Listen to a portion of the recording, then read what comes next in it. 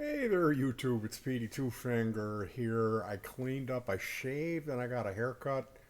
6 bits. We're having frozen pizza for dinner tonight, so I'm excited. Anytime I have a frozen pizza for dinner, I think of how lucky I am.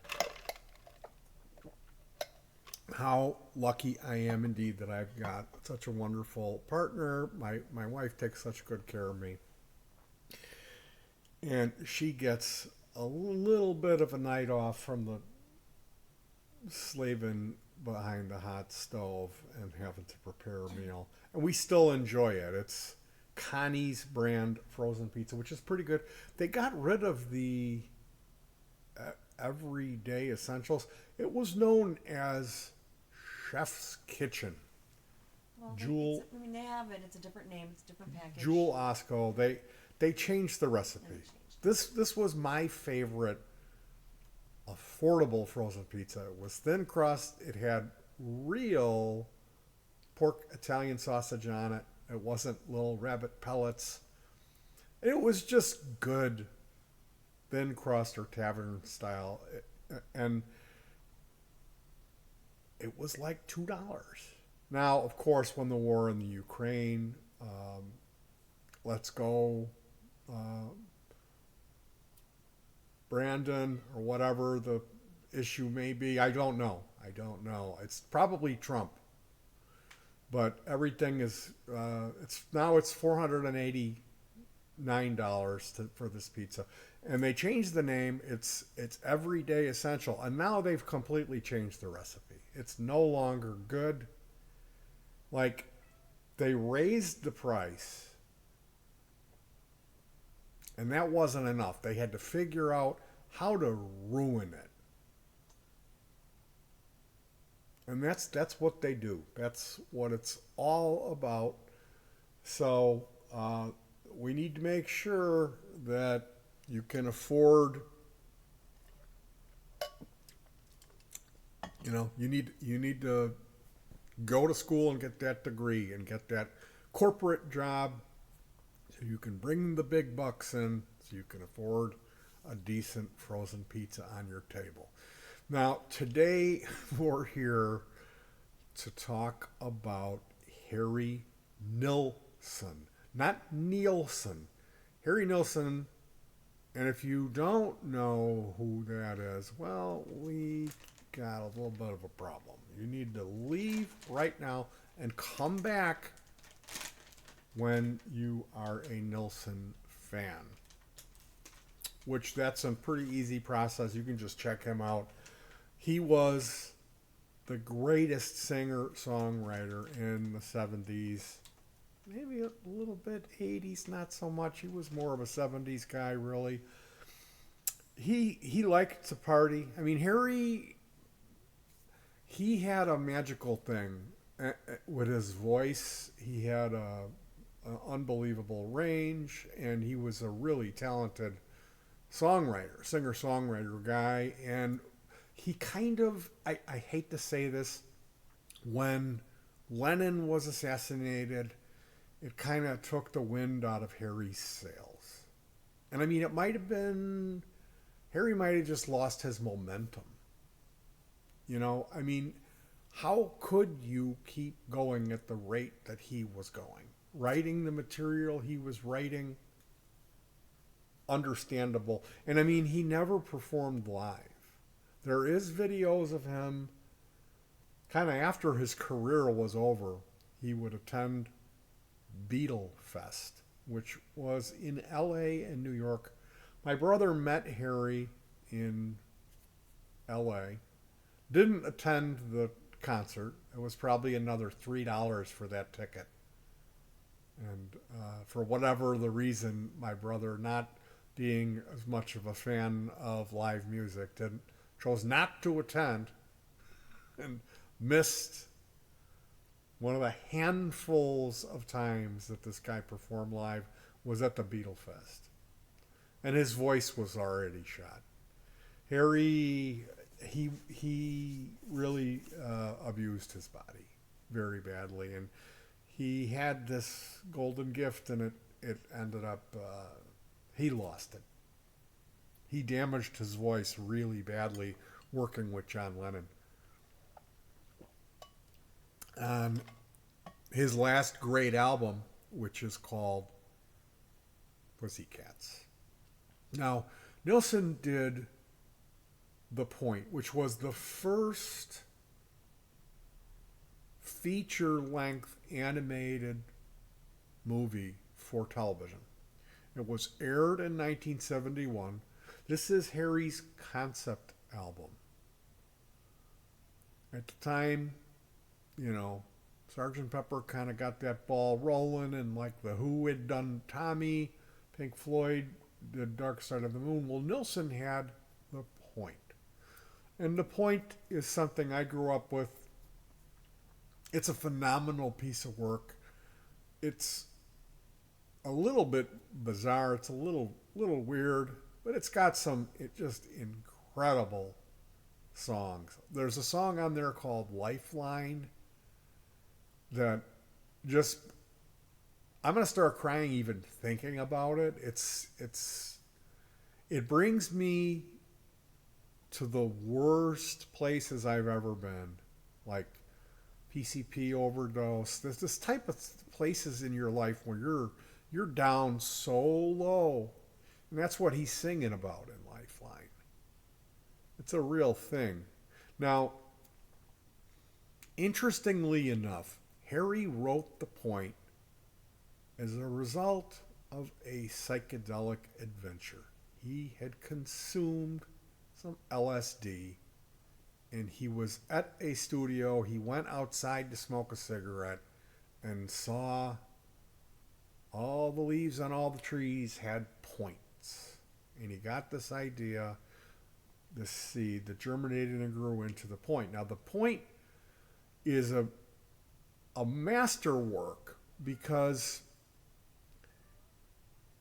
it's kind of like it's for children, but it's really not. It's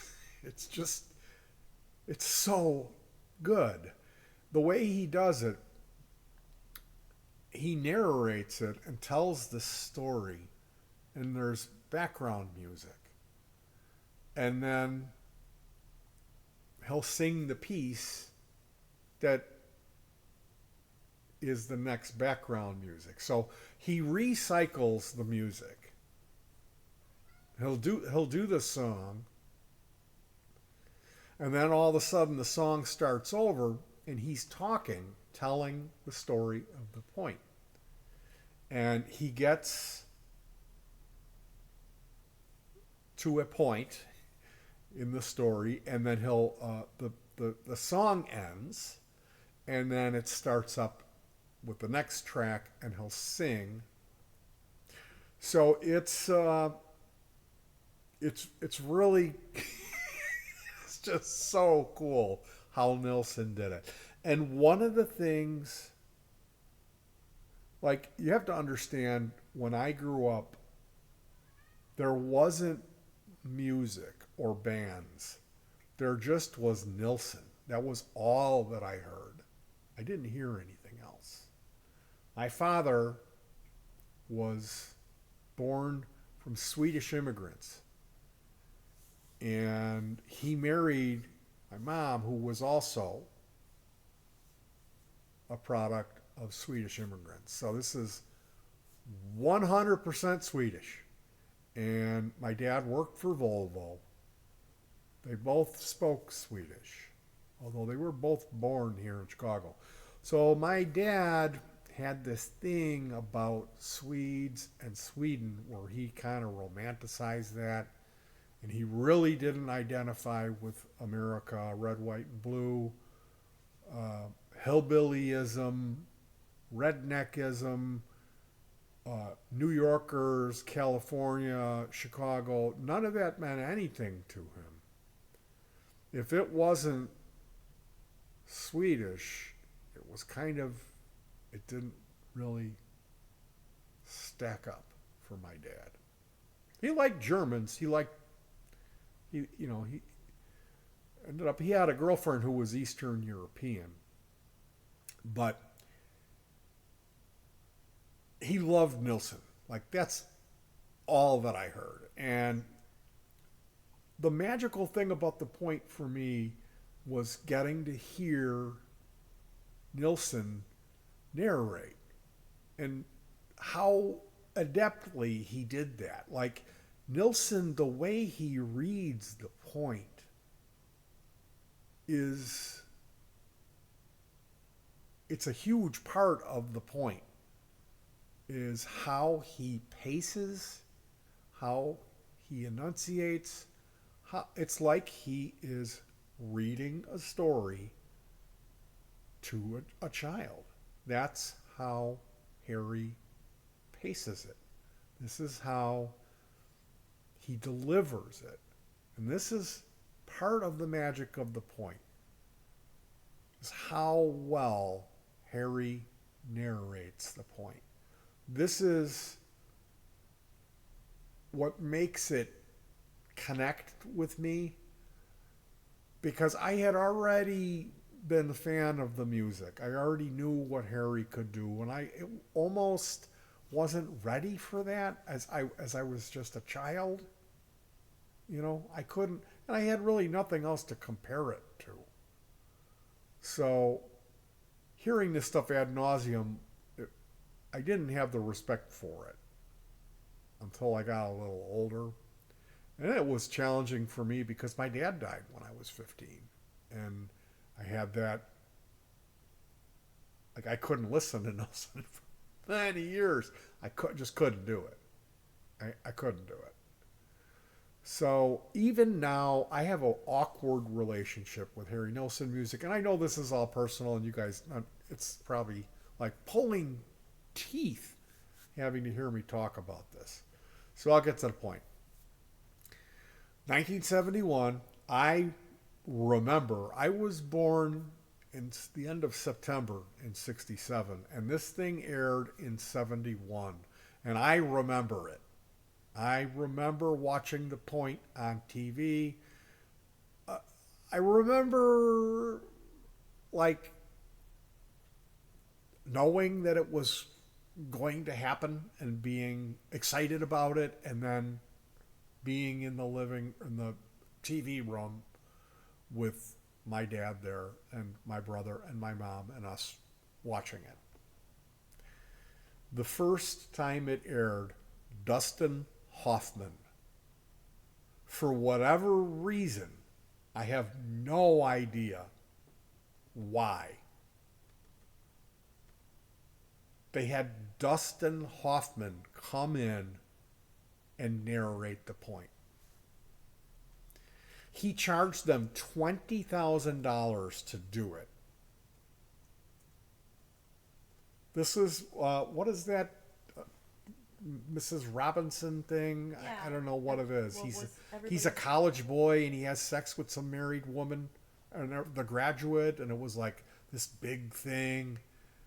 I don't know. Dustin Hoffman, I kind of don't like that guy. I kind of don't. I don't know what the big deal with him was. What was the big deal? I know he was in Midnight Cowboy. Yeah, and Harry Some Nilsson gay thing. did Nilsson did some there were gay prostitutes in it. I don't know. They were selling their bodies for coffee money in New York. I don't know. It sounds horrifically depressing to me. Oh, poor Kita Bobby Tin. Would you like some treats, Chicky boy? No, he won't like a treat. So Midnight Cowboy was out 2 years before the point. So maybe. Yeah. So yeah.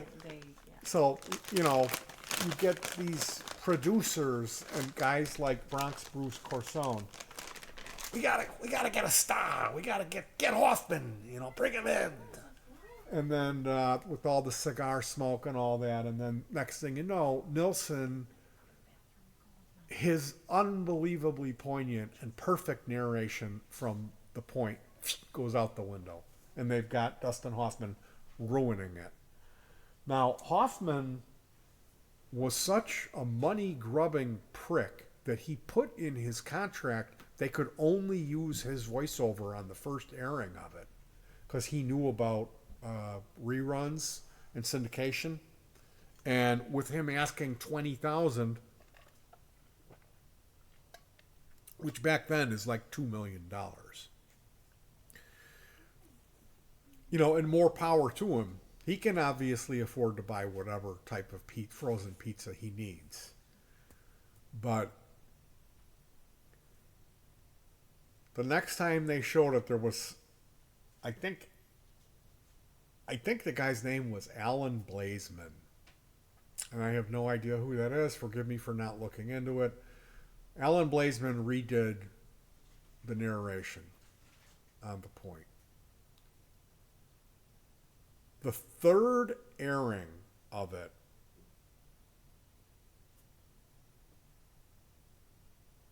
Ringo Starr did it. And Ringo's narration is awful. It's so slow. The way Nilsson does it is slow and deliberate, but he's enunciative and he reads it with love. It's like he's reading it to his own child, or to himself when he's like time traveled back or something. He's got like so much patience and understanding in his voice, and it's so excellent the way Harry did it. It's one of my favorite things about The Point is Harry's narration. I mean, the music is spectacular too. The story is it's a neat story. It's got a good message to it. Universal story. But Ringo is terrible. The land of points. It's like, then they did it again and they got Alan Thicke to do it. Alan Thicke. Like, no. How about Nilsson? Can we get Nilsson to do it? You won't have to pay anybody. Anyway, the guy's name is Nilsson. It's called The Point. The cartoon version, if you're gonna watch it, you should try to do whatever you can do, like sync up, like do a Dark Side of the Rainbow, and watch the cartoon. But you want to have the Harry narrating it. Harry narrating The Point is where it's at. You don't want any of these other bozos. And I mean, Nilsson was best man at Ringo's wedding. They were friends. Nilsson was friends with Ringo and with Lennon. Now, there's all these pictures of him with Paul and Linda too. But he was closer with Ringo, and then Lennon, they were best buds. They lived in the same apartment when Lennon was on the Lost Weekend. So the other thing in the description here, I put a link. Now, Nilsson's gone. He died. His son, Kifo Nilsson, is a bass player, and he's been going around doing versions of The Point. You can see that on YouTube. The one that I saw, he had a woman, a young lady, who was kind of like cocky and doing it like this. I got an accent that I'm going to talk about The Point. And she was good at it. I think I would say she was better than Hoffman, Blazeman, and she did a really good job. But and forgive me, okay, please forgive me, but it's a female doing a job that a male did. So for me, it doesn't work. It doesn't work. Because just like Ringo didn't work, Blazeman, Thicke, all of them, get out of here. It's Nilsson, okay? Now, Kifo did a good job singing. Singing Harry Nilsson is like, and Kifo, there's enough of his dad's voice in there, a little bit of it, to give you the nod. So that's interesting. That's worth your time. And speaking of sons of famous people, I watched Les Claypool, the Fearless Flying Frog Brigade, have been touring with Sean Lennon playing guitar and vocals, and then Harry Waters, Roger Waters, bass player from Pink Floyd. Roger's son, Harry Waters, is singing his dad's parts from the Animals album, the song Dogs. They Les Claypool, they do the whole Animals album. And Harry Waters is playing Rick Wright's synthesizer stuff from the Animals album. And it's really good. And he's singing his dad's parts. And it sounds like a little, it's just enough for you to grab onto that's Waters' son. And I was, man, I got emotional. It was just really cool. I've seen Les Claypool cover Animals before, and it's terrible. Doing that Kentucky voice. But this, check that one out. Now, what I put in the description, and excuse me, I do have to click over, and I'm sorry for going so hard on this. We're 21 minutes in. If you're still here, the link in the description is a guy called Blackstone. He has 127 subscribers. This was 14 years ago. They did a live puppet rendition of The Point by Harry Nilsson, performed in Baltimore by the members of the Annex Theater, directed by Ellen Nilsson, stage manager Jean-Marie Burdett, production manager Rick Garrietz, lighting designer Tim Paggy. And we've got clavinet and bass, vocals, bass, and banjo, vocals, cello, violin, bass, clarinet, flute, organ, synth, electric piano, electric guitar, drums, acoustic guitar, percussion, electric guitar, synth, and sound effects. And then there's a whole other list of people: editing, audio recording, camera work, experienced thespian, yoga instructor, sound transcriptions, vocal arrangements, musical director, guest artist, vocal coach, puppet builders, and designers. So this is like a full production recorded live in 2009. And there is a transcription you can follow along with. But this is my favorite version of The Point. I remember discovering this and being moved to tears watching it. And it's very much, this is the definitive version of The Point. Like, I've seen Kifo do it, and it was great. The setting that they did it was beautiful. I was moved to tears. I gotta tell you, if Nilsson's involved, I'm gonna be crying. It's just part of that thing of losing my father. It's undeniable for me. But this version of The Point in Baltimore is so trippy, and it's got the lysergic feel. It's like Harry would have loved it.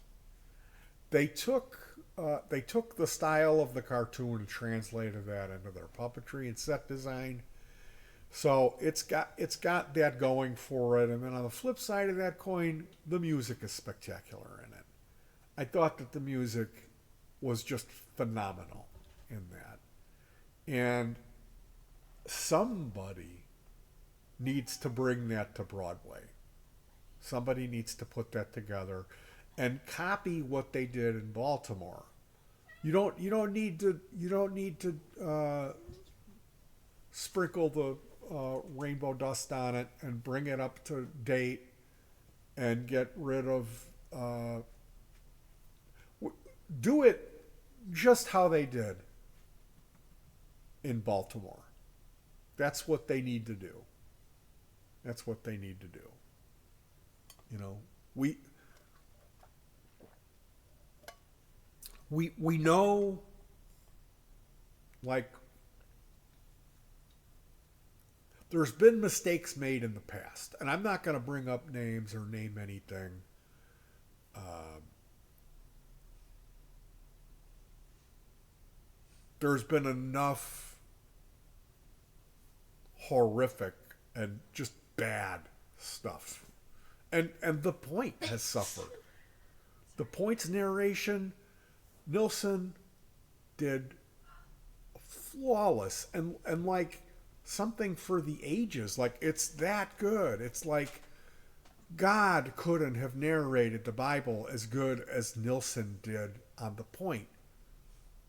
He did such an unbelievably great job, and then they had to tamper with that. We gotta get star power. Bring in the kid. You know, smoking. Like, what are you doing?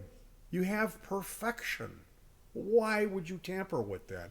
Anyway, you guys check out The Point in Baltimore. That's the version I'm going to recommend. If you need to go south with it, watch a version with Nilsson's narration or sync it up yourself. All right, you guys. I'm going to cut you loose. Harry's music is one of those things that it's like the Beatles are here and Nilsson's up there for me. You know? And for reference, the Beatles are up there. So Nilsson is